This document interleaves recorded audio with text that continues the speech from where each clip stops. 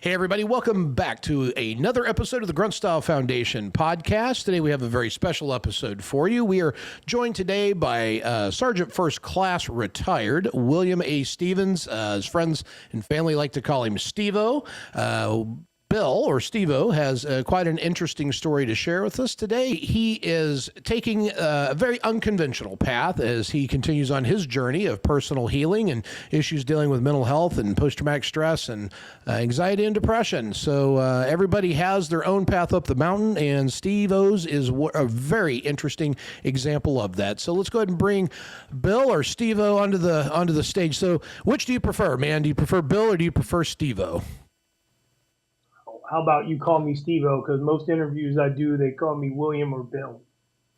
All right. Well, we feel honored then. We'll have it as Stevo, or a little tighter in there, man. I understand you were a field artillery guy. You know, we were talking a little bit before the show. You said you entered the military at old Fort Sill, Oklahoma, where I also did basic training back in 1992, back in the day. So would you mind tell us a little bit about your military background, man? Set the stage. Came in the Army in 1988. Went to Fort Sill in October 2nd and was in a cohort unit. Basic training was hard for me because I had like a chip on my shoulder, but I learned quick. They say that took a boy and made a man. Cohort, we all went to Germany together. Got to Germany, maybe not even a year on station yet, and the Desert Shield kicked off, I believe, in August. Not trying to be a subject matter expert on that, but 26 December, we were on the ground in Saudi Arabia at the port. Bunch of privates and some sergeants standing around waiting for our stuff to come off the ship. And I don't even think we were trained as a unit. Like, we didn't even realize, I think we did a lot of our, nuclear training mop suit stuff at the port because, like, man, when I got off that airplane in Saudi Arabia, that's the worst heat I ever had in my entire life. That dry heat, never experienced that in my life. And then, we did the Desert Shield, Desert Storm, and then we left May 2nd. Ended up going to Fort Carson. Stayed at Fort Carson 4 years. Went to Korea for a year. While I was and then in '97, I think at Carson, I was inducted to Sergeant Audie Murphy Club. General Reimer and Pooler Golf, Audie Murphy's battle buddy, General Reimer, 4-star artillery general, inducted me to Audie Murphy. So that was great. Still got pictures of that to this day. And went to Korea again. So 2 tours in Korea, and then after Korea, I went to Fort Lewis. Washington, got into a little situation. Not going to talk too much about it, but PTSD caught up to me pretty well. Now, I had PTSD from a child, and I tried to escape it to join the military, but multiple deployments, and I'm not talking combat. Like, there were combat, there were multiple, theater type deployments that people don't talk about, and artillery, So Yeah. at Lewis, got in a situation with a platoon sergeant, slapped me in a museum. It was kind of funny. I was a staff sergeant. They slapped me in the museum. Good things came out of the museum. Created an Audie Murphy exhibit. Had no idea Audie Murphy was hanging out at the airfield there during his tenure when he was alive. And was the only person in the whole battalion that I got thrown out of that made this sergeant first class list.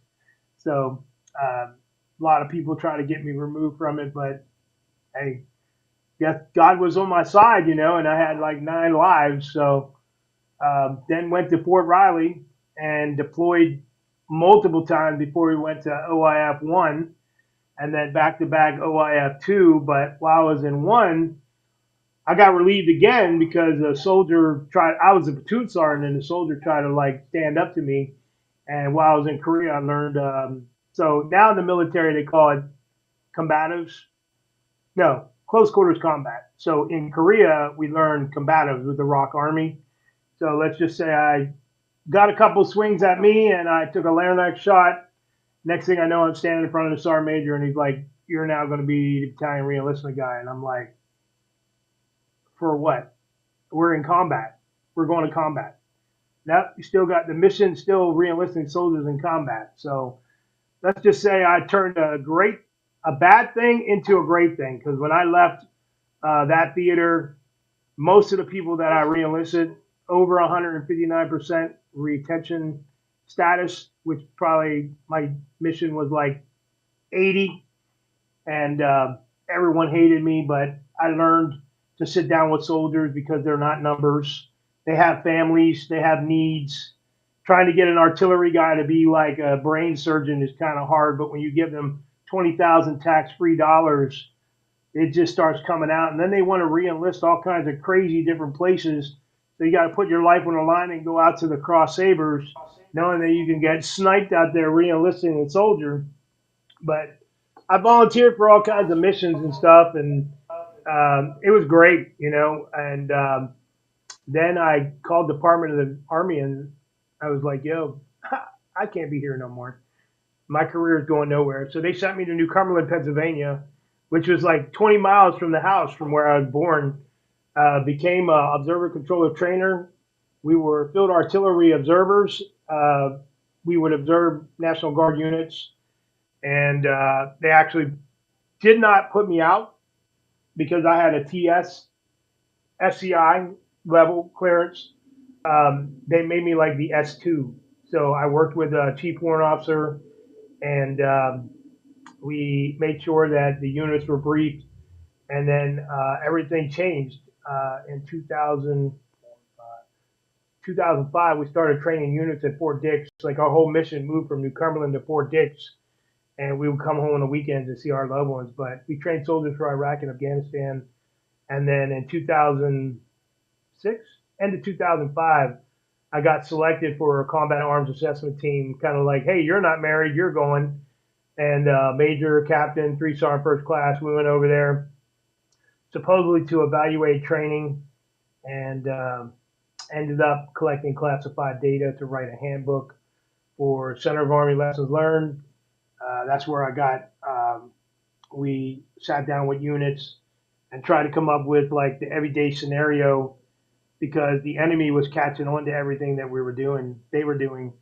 And we put a handbook together for like postal units and medical units that were getting ready to get put in Humvees and kick down doors and do VIP escort.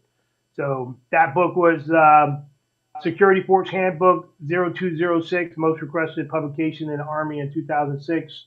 It was probably like a 4 or 5 month deployment.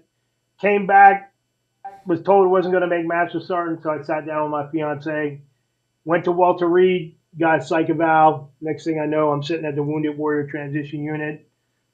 After that, being drugged up, never been drugged up like that before in my life, sitting around like zombies, no telephone, learning different coping mechanisms, kind of like they give you the little scissors that aren't sharp, little plastic scissors to cut out stuff, magazines that you absolutely hate, talking about your day. I thought we were going to do Duck, Duck, Goose one time, but we did light therapy.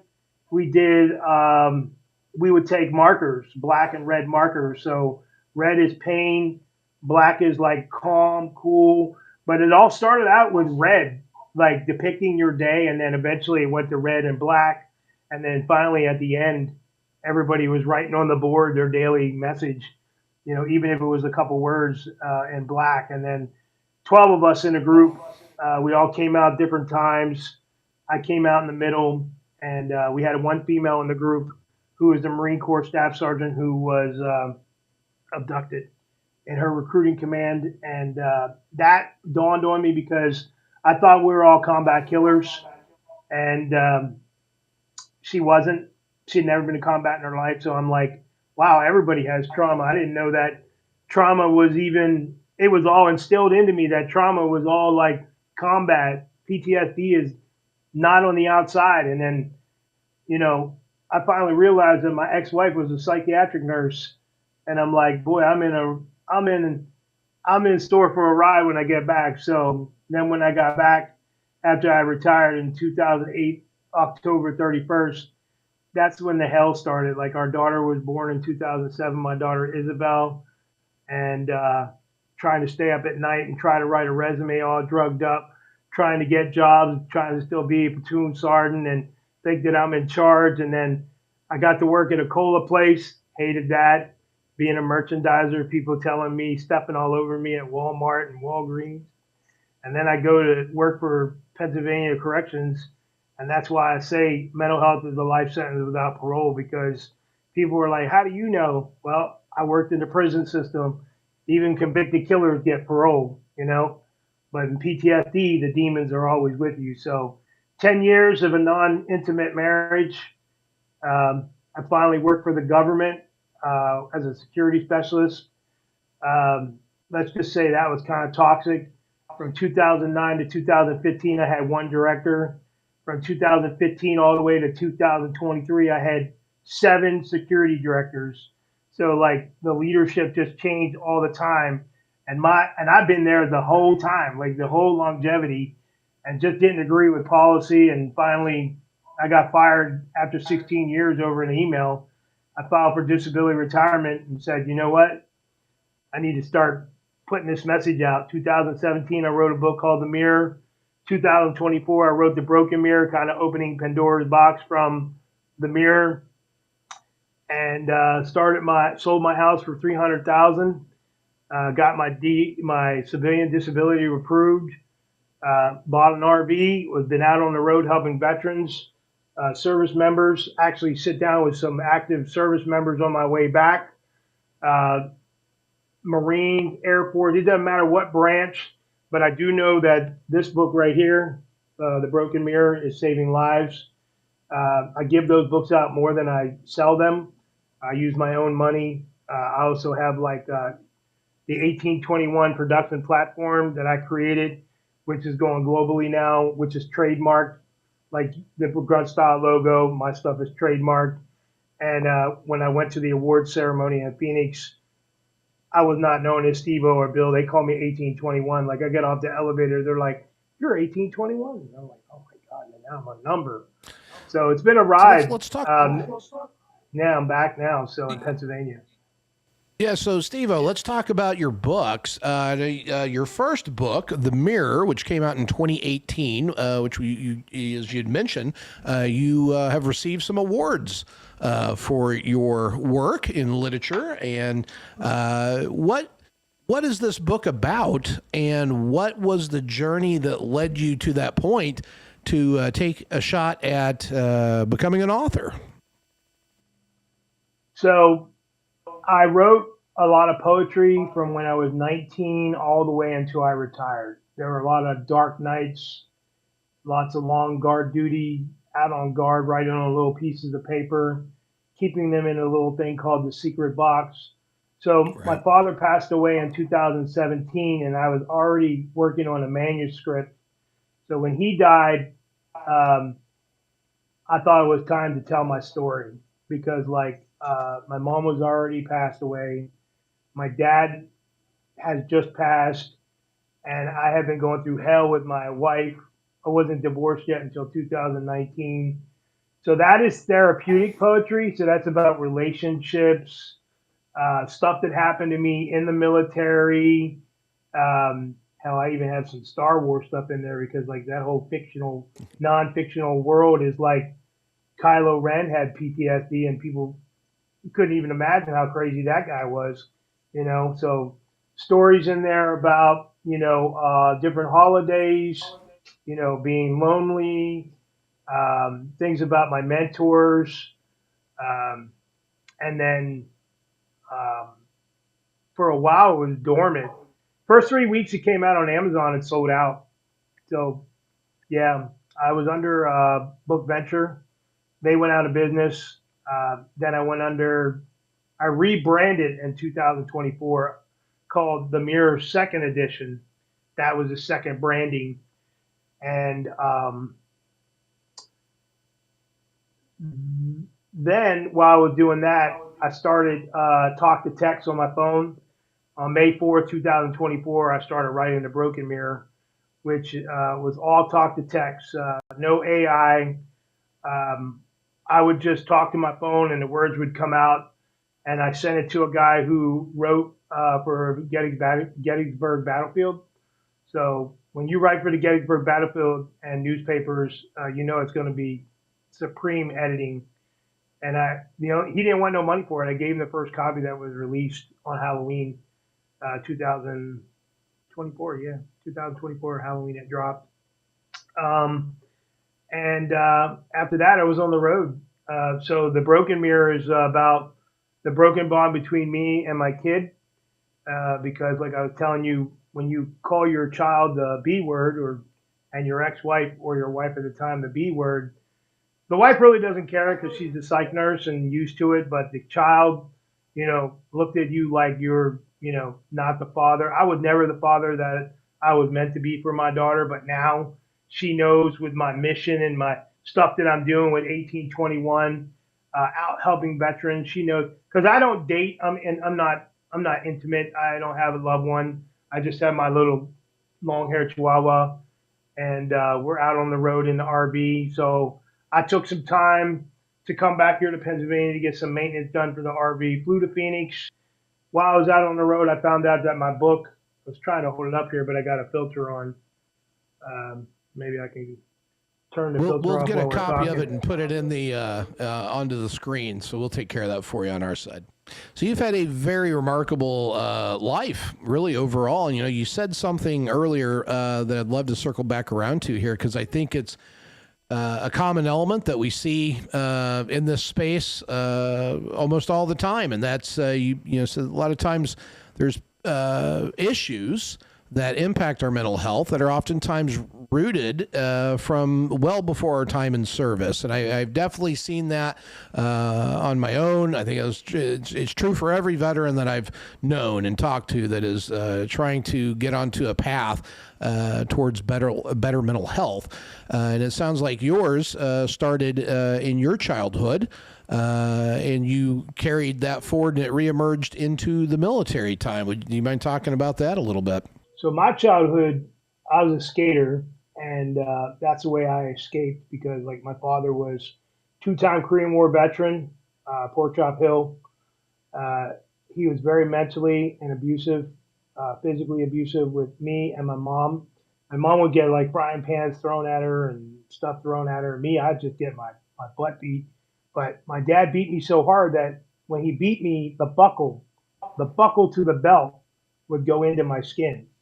So I had to try to escape that. And I did not, I thought that was a way of discipline when I was born, when I was brought up.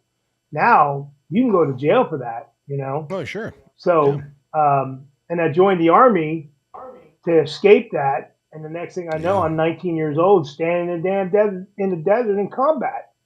You know? Well, and again, I think that's another repeating theme is that we have a lot of people go into the military trying to find stability. And, the military is oftentimes anything but stable.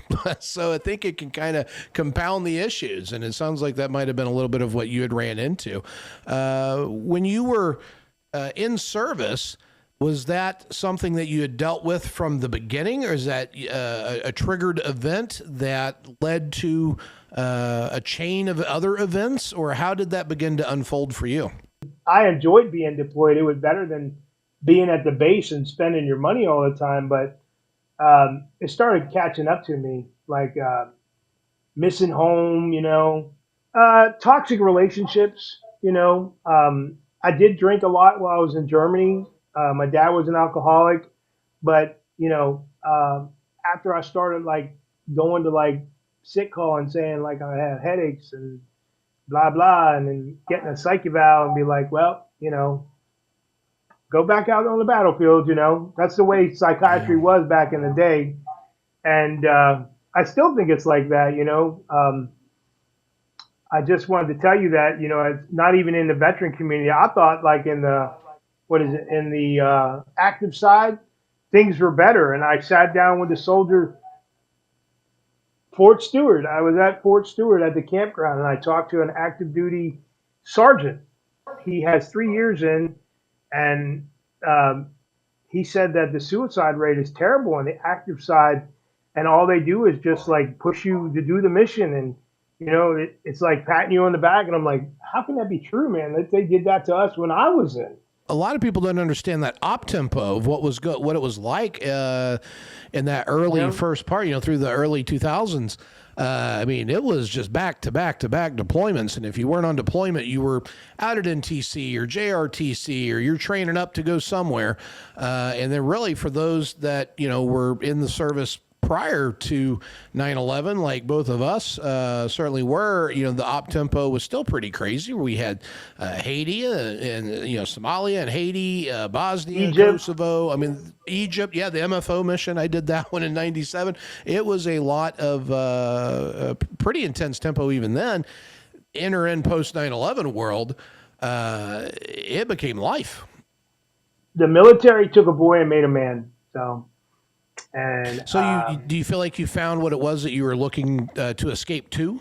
Coming from a turbulent childhood, looking for that stability. It sounds like the military definitely had some good benefits for you. It made you into a man, as you say. Was it your polishing school, your finishing school, or how do you view it? Well, I believe after Desert Storm, watching my life flash in front of my eyes, I wrote 96 hours. The battle was 96 hours. We had a T-72 come into our position and fire at us while we were standing out there holding our chow plates. That was interesting because, I was in 2-1 field artillery, which doesn't exist no more, but we were forward of the LD before the war. So we were kind of like a suicide battery. We were dug in. The engineers dug us in. I was just a private. I dug holes and put powder increments in a hole. And all I know is I got my chance because the number one man broke his wrist. And while we were taking direct and indirect fire from the Iraqi Republican Guard during the war, I got to get up there and write. I guess the president came on. Was it Bush at the time, and said there's a ceasefire agreement. Whole 1st Armored Division, 7th Corps just unloaded hell for 45 minutes, and that's how you got the highway of hell, the highway of death, or, out of Kuwait. Yeah. What is it, Route 80, US 1, or what is it, Route 1, US 80, between Kuwait and Iraq. Yeah, so I got to be a part of that 45-round mission, and wrote about that in my first book, about how I felt like American hero because, man, I was just a nothing until I stood up to the plate and became the number one man with no training. Little old 200-pound me, firing artillery rounds. That thing has a sustained rate of fire for 3 rounds per minute, but man, we're just loading rounds like it was left and right. They already had everything fused up, ready to go. It made me think, maybe I need to be a part of this, And so I stayed in the Army more. I re-enlisted for 4 more years, and there was another 4 more years. And then I'm like, well, damn, I think I'll just make a career out of this, I got promoted to staff sergeant pretty quick. When I got inducted in '97, yeah, I had just made staff sergeant, so I didn't mess around. I was a fast tracker, but the longest rank I held was sergeant first class because I got promoted. I was like a 7 for 10 years, but it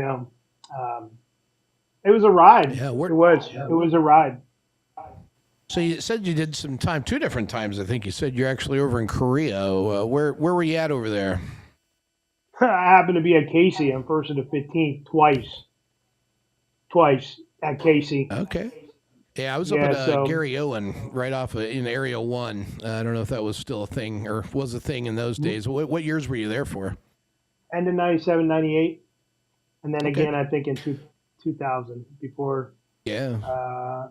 Prior to going to Fort Lewis. So it was almost like back to back. It was like, we need to send you to the Army.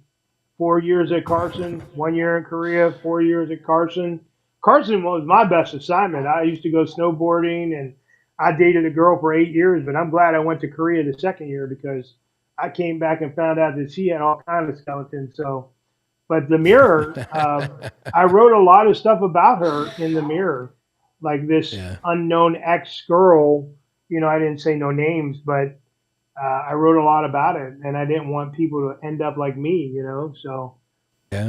Well, but Korea was the wild, wild west in those days, man. I know I got there in 2003, and they had just really kind of clamped down on Korea because I think 2020 had done a segment on how out of control Korea was. And of course, at that time, I think the war had just kicked off, so everybody was trying to get to Korea. Whereas before, that's the place you try to fight like hell not to get stuck in.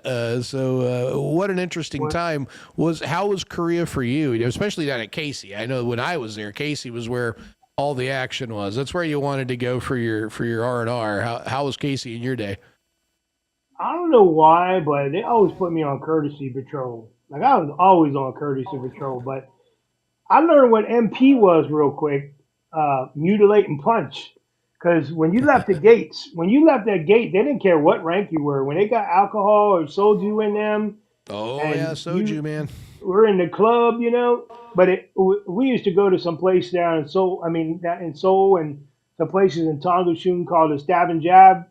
Like they had one of those at Fort Sill too. But man, it was. I think that's where I actually learned how to fight. Really learn how to fight like a real person because like when you're on courtesy patrol, you ain't got no weapons or anything. You got these right here, Yeah, and learning yeah. close quarters combat in Korea, and now it's Oh yeah. combatives for the Hey man, military. but bar fights are an entirely different animal in Korea for those that have not had that experience. And so it sounds like you're familiar with our old friend Soju. Did you ever have a Soju experience yourself? Roof running, you know what I'm talking about when I say roof running? Roof running? Kind of No, like yeah, I'm not familiar with Roof running is where you go bar to bar and drink different soljus. Like they had this other stuff, like the little yogurt stuff that you mix it with. that. I don't know. It came in little tiny containers, Yeah. but yeah, nah, not That was really. a bummer of my Korea time. I had when I got to Korea, I tested positive on tuberculosis. They do the little wheel Yeah, test on your arm, yeah, and yeah. popped up on that. So they put me on this medication. I think it was called INH or something like that. But basically, your liver can't break down alcohol. So I was unable to drink for the next year. So the entirety of the time I was in Korea, there was absolutely no alcohol. I couldn't process it. And of course, I think I was probably the only sober dude on the entire peninsula for an entire year. And I finally, I think one of those wild weekends, I decided I was going to drink some soju with the fellas there from the barracks. That was my one and only soju experience, and that to this day probably takes the top of one of the days I've embarrassed myself the most. So been there, done that. My favorite thing was like sitting in the barracks and getting like ham, egg, cheese ramen. Oh yeah, man. Man, No K bars. that used to be the shit right there. But like my favorite, the best thing I would be like, and it ain't gonna happen nowhere else in the United States, like anywhere. Ajima, Ajima come out to the field and set up, Oh and you yeah, give and her they the and they MRE, always and knew where you were going. Like oh before yeah, you'd she show knew up, and she they're was there in a already set up bongo truck before waiting first. for you. Yeah, yeah, Yeah, she was man. already set up before first sergeant got there. Or first sergeant would tell her our location, and then it was funny because like payday, Ma would come out to formation and stand beside Yep. first sergeant and start calling off names, and first sergeant be like, "You're not going on pass," because in Korea you had to go on pass to go outside Mm-hmm. the gate because it was dangerous. It was really dangerous. Um, but what was I going to say about Korea? Um, quickest way to make E5, Go as an go there E6. E6, go E6. That's right, Yeah, man. Yeah, I was up in Gary lot. Owen. Oh my God, man, that's Yeah, crazy. it was like the closest to what I can imagine being in prison would be like was Camp Gary Owen, South Korea. There was it was a cavalry squadron, so there were no females or anything like that there. The MPs came through like token-ish. Once in a blue moon, they would come on post, leave post as fast as they could. We had a lieutenant got stabbed on the drunk bus, they called it, the last bus up from Camp Casey. And I had some altercation had happened. Somebody called back to their friends, and yeah, they came in and stabbed this dude, man, right there on the bus. I saw entire troops. We were a cavalry squadron, so we didn't have companies. We had troops. We had entire troops going at it, meleeing, just a general battle, just a fist fight, full-on street battle at the middle of the camp there. They just had to fight itself out. So there's no different rules, different world in that time, man. And everybody at 12 o'clock trying to get on the bus. Like the bus only holds 42 people, and it looked like the Partridge Family bus. You got people hanging out the windows, but like I was on a bus one time where they stole the bus.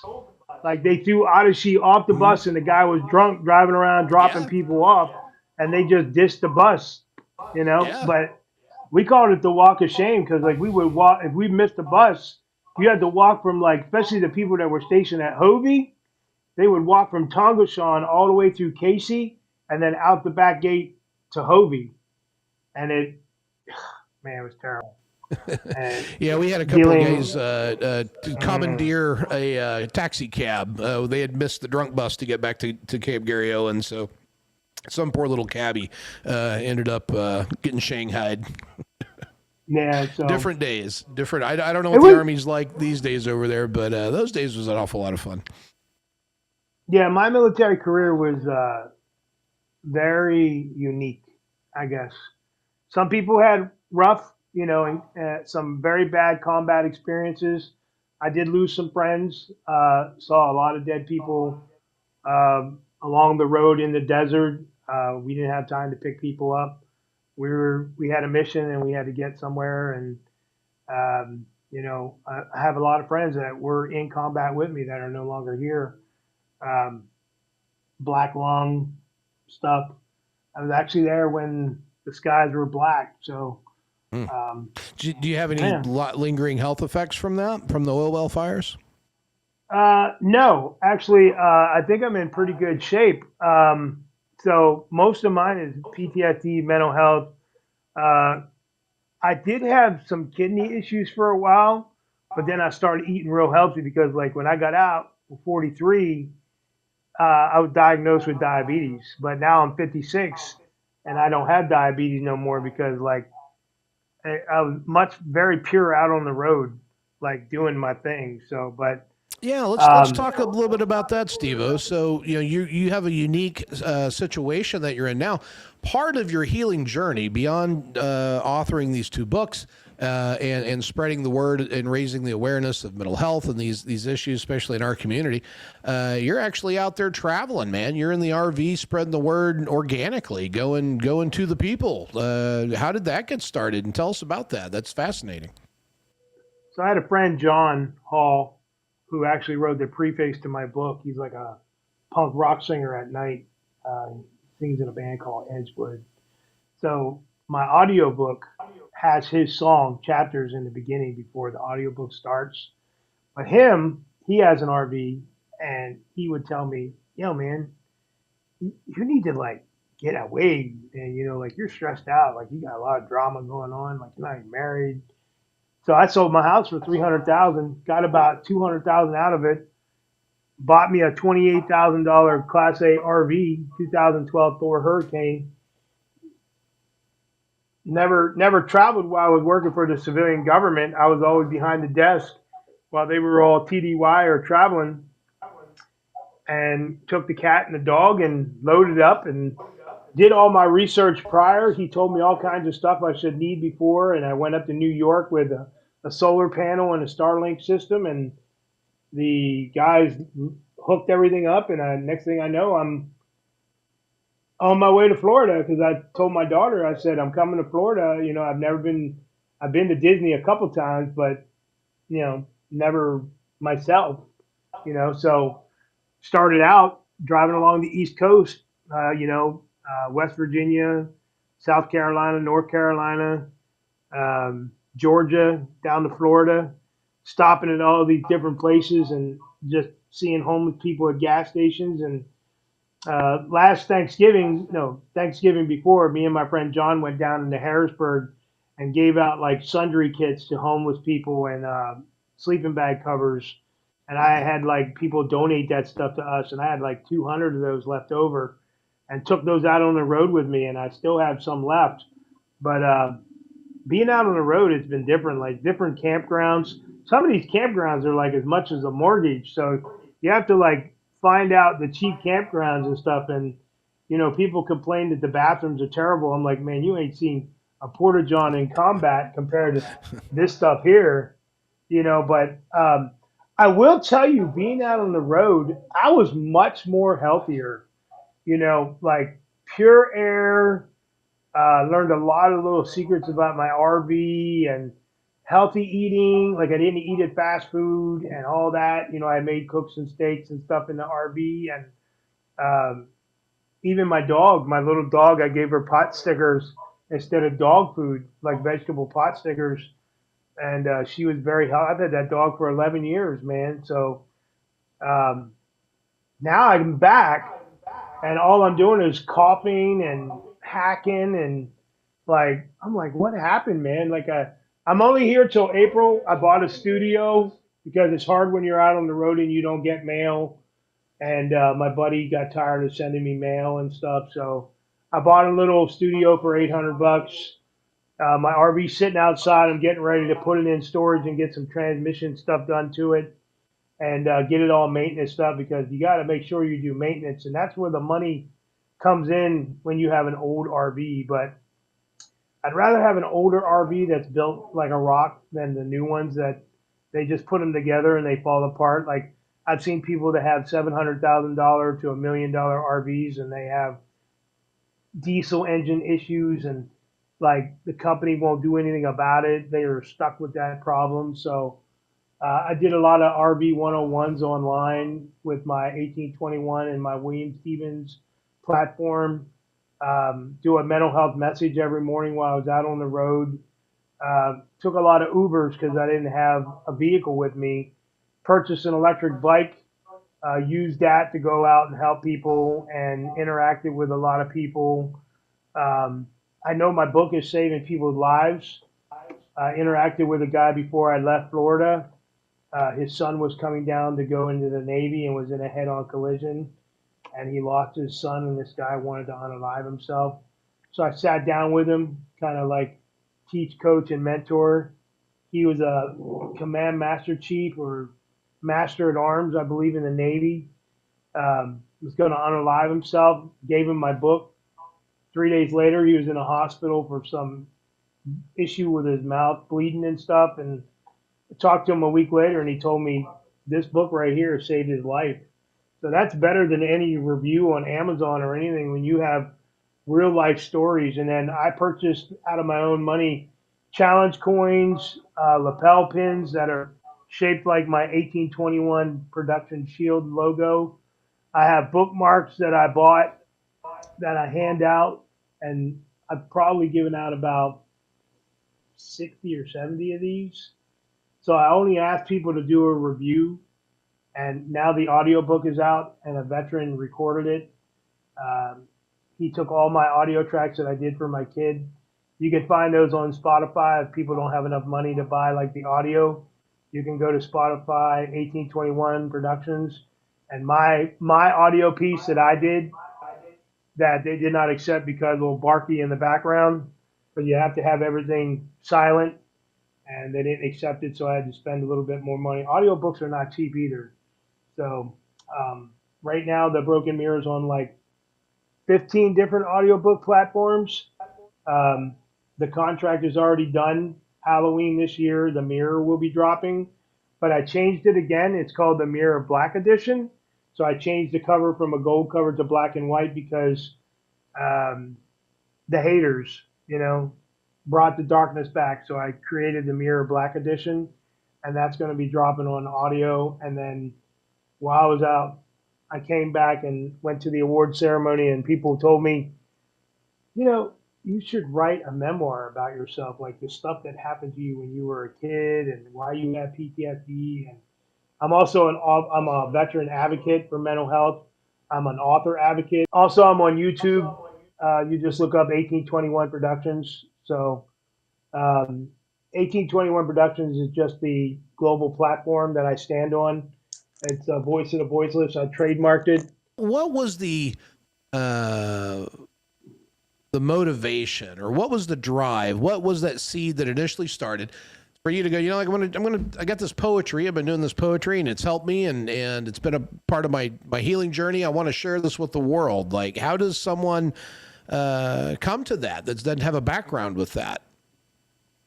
Sitting down with my psychiatrist, you know, and telling him things, he said, maybe you should write a book. I'm like, man, I was like low level class student skater in high school, no education, like, graduated with like a two some average, like, don't know anything about math, joint field artillery, like combat arms, like, what am I going to amount to? And he said, you should just tell your story. Like, how many people go through a non-intimate marriage, all drugged up on medication? Like, it's always the big, put this guy on the spotlight, Hey, I had some issues, and I found my light. How did you find your light? How were you treated when you got out of the military? Because, like, I don't have a Purple Heart or a Bronze Star. I don't talk about my military awards, but I am pretty decorated. I have friends. I write for my friends that have Purple Hearts who get out and think that the world is going to be handed to them, and that's not true. Even in my new book, I wrote about resume writing, and you and I both know when you're a senior and you get out of the military, you don't know how to write a resume. They might give you a class or two, and now it's all online. I happened to go through a resume writing course when I was at Walter Reed, but that wasn't a resume course. That was like learning how to wear a tie and be presentable for an interview. And the thing that I wrote, I think they floated around because, thank God, while I was at Walter Reed, I got to do an internship at Defense Security Services, which is now Defense Counterintelligence Agency, and that's how I got into having the TSSC over, SCI clearance, and kept it while I was going through mental health. And then I worked for the civilian government. And when my dad died in 2017, I dropped that first book. And I did not just want to drop a book. I sat in their empty apartment with this manuscript of 144 pages with no cover, trying to think, okay, I'm the author. I'm looking at myself as the reader, trying to figure out page to page. Is this going to bore? When you read a book, you get bored. So I try to make it where it kept you going. And then they did a newspaper article on my dad.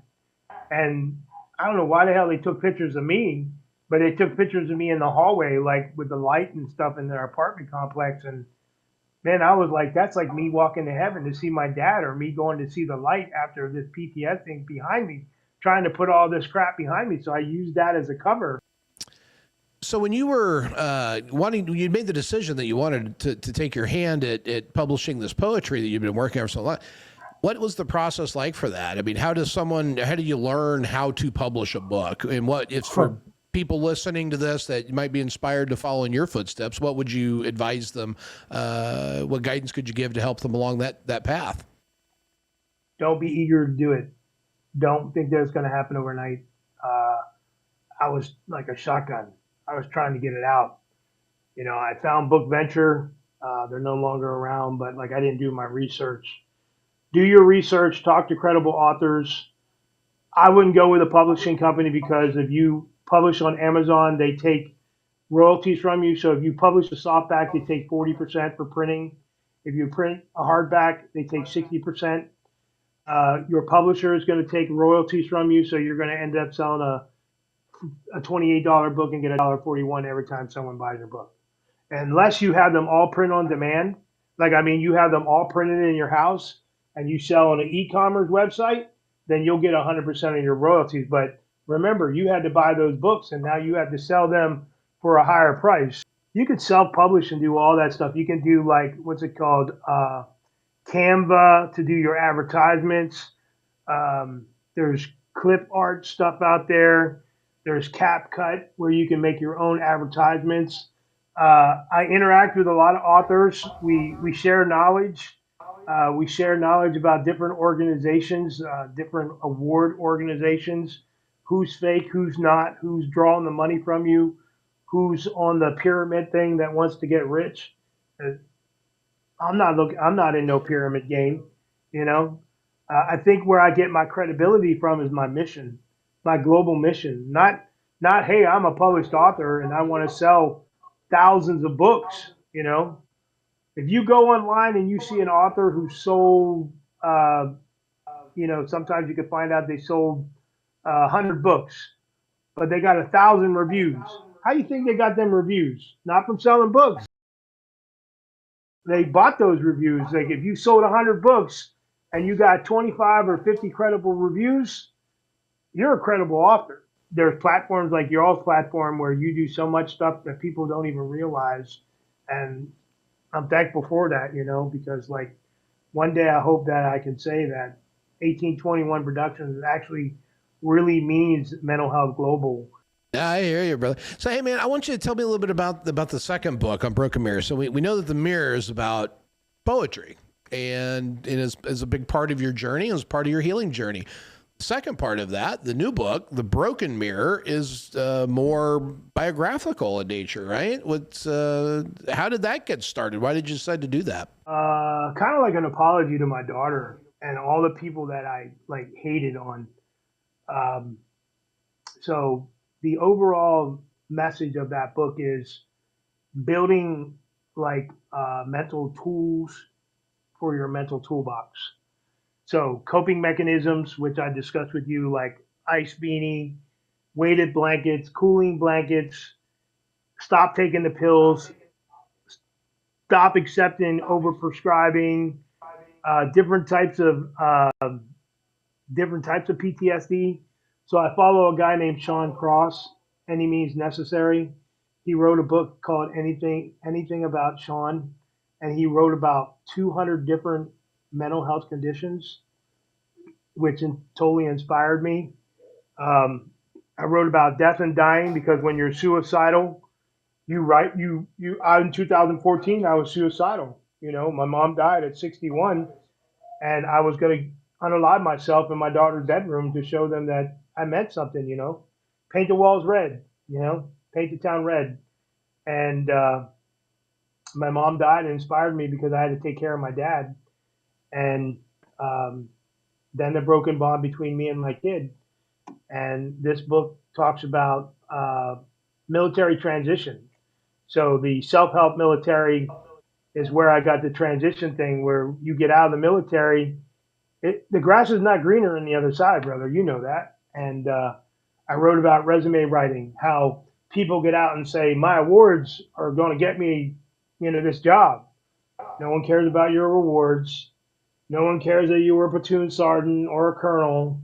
You have to take that military lingo and change it over to civilian lingo because no one cares. No one cares. They might care that you have a Bronze Star or a Purple Heart, but I got a good conduct medal for 3 years. No one cares. No one cares that you were a good old boy or a good old girl. Show me credible stuff like leadership. Change that all into management, supervision, all that. Take these military stories and turn them into a story about taking care of people. Because when you get interviewed by these people that don't know anything about the military, the first thing they do not want to hear out of your mouth was, I was a platoon sergeant. I killed people in combat. I got 5 Bronze Stars. I got a Purple Heart. I got the Legion of Merit. No one cares about that. So, and then I wrote about the Well, corruption within the government that was approved by the Pentagon, where if you ever go on usgov.com and fill out that application and it says, do you suffer from some kind of disability? And you put in that little thing, I have PTSD or schizophrenia. Well, let me tell you what, when it comes up for promotion, they will use that against you. And I proved it many times. I asked for promotion 4 times in the same office and got turned down. And I'm the one that built the program and that command. Steve, I love that you have built basically a toolbox based on your own experience to provide a map for veterans that are transitioning out of the military to learn through your trials and tribulations and hopefully come out stronger for it or to avoid the pitfalls that may be in the road ahead of them. So it's very commendable. How do you, if you were to characterize what it is that your impact that you're trying to have with through 1821 and your books and your traveling across the country, what do you want? What do you want to be known for in terms of like what your work is? How do you want your work to be described? I'm a veteran advocate. Plus, I'm also an advocate to help people with any kind of trauma because like there's so many different traumas. Like even first responders, the things that they go through. If I could just sit down and talk to somebody or share a message from my books, I also have story time with Stevo as well, where I do actual reading out of my book for people that can't read. My global message is mental health is a life sentence without parole. And I've noticed people that have been on my podcast or other authors are starting to use that because, like, the demons are never going to go away. You can spend so much money on massages, therapy. Hell, I've heard people getting hypnotized to forget that they have mental health issues. But I'm going to tell you what, if someone triggers you, it's coming back. It's like your phone. It's just like your phone. I erased that dirty picture that somebody sent me and I sent it to my friend first. Guess what? When they go through my phone and look to see if I'm looking at stuff I shouldn't be looking at, I erase that, you know? But guess what? Once it's there, it's always there. In your mind, in your heart and soul, if you're damaged, it's always going to be there. And that's why I believe if I can spread the message that I'm trying to spread and help at least one person, and I know I've already done that, with my new book dropping on Halloween called No Filter, it talks about stuff that I don't talk about anything in my other two books. In this new book, it's all about helping authors, helping people get out of the bed and become something better. Kind of like, it's my motivational piece. So if you had one message to all encompassing that you wanted every veteran to hear, what is that message? The demons aren't going to go away. I'm on a Facebook group called Dysfunctional Veterans. Have you ever seen that? Where these people I've talk not. about trigger warnings? Yeah, dysfunctional veterans. So people come on there and trigger warning and talk about, hey, if this is might be the last time I'm talking to you, you know, hey, just for a second, hit 1821 Productions, go check out a message, and people will come back to me like, wow, you inspire me somehow. So if I can inspire people to live another day, like I said, mental health is a life sentence without parole. Even though I'm cured, even though, you know, I seem like I'm fine, I was probably on 28 different pills a day, walking around like a freaking zombie. But if you can get off the pills, and the last thing I'm going to say is I've been networking with a bunch of veterans that are doing like the municipal edible thing. I know they push that message so much, but and there's ways that veterans can get away from it instead of having the VA try to approve it. Because as long as there's big farm, I believe that municipal marijuana will not be approved in the VA system because you and I both know who run this country. Those big companies, those bankers, they all control big farm. And I know people that sell it, that do the edible stuff. I know Sick Call with Doc, they're amazing. That guy's amazing. He has edibles that he distributes and tells people. And they have like different edibles for different types of PTSD, like stress, anxiety, depression, and I'm waiting for them to send some of that stuff so that I can do a review and get on their podcast. And I've seen a lot of people get overprescribed, and I don't accept that. Like, I mean, I saw what you all did in DC. That was hats off to you guys. That was amazing with the families. I hope you accomplished something there. But Well, we hope The so. message is, yeah, I hope that with my global message, people will watch my morning mental health message, and even if they laugh and giggle because I say the F word a lot.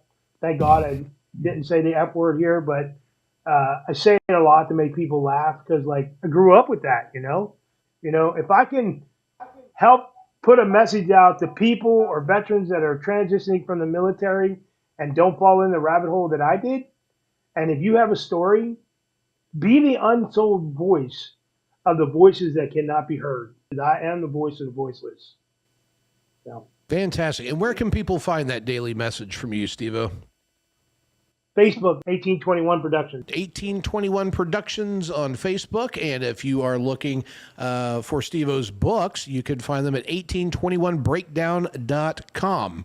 So head over there, and you're on Amazon and other areas that are pushing and selling your work. Your new book is due out when? Halloween, and we didn't get into that. Maybe next time we'll talk about the significance of Halloween in your world, which is another fascinating story. But folks, for today, I think that'll wrap it up. Thank you very much, Stevo, for joining us today, man. You're inspirational. You're out there doing the good work, living the actual mission, man. You're out there getting it done, and we need more people like you. We need more people spreading that positive message. We need people drawing attention to these issues and helping our brother and sister veterans find their path after they transition out of service. It can be a dark and scary place, and you're doing a great job shining a light on that path there. So thank you very much for joining us, brother. And for everybody else tuning in today, thank you guys for joining us again. We will see you next time. Please check out our Gaslighting the Warfighter podcast, as well as our Triangular Compass series. You can find that on our YouTube and all of our social media platforms. And we will see you again real soon with another episode of the Grunt Style Foundation's podcast. Until then, everybody stay waxy, man. We'll see you. The Grunt Style Foundation continues fighting for those who have served. Support our mission at gruntstylefoundation.org/donate. Stay strong, stay vigilant, and keep moving forward with purpose.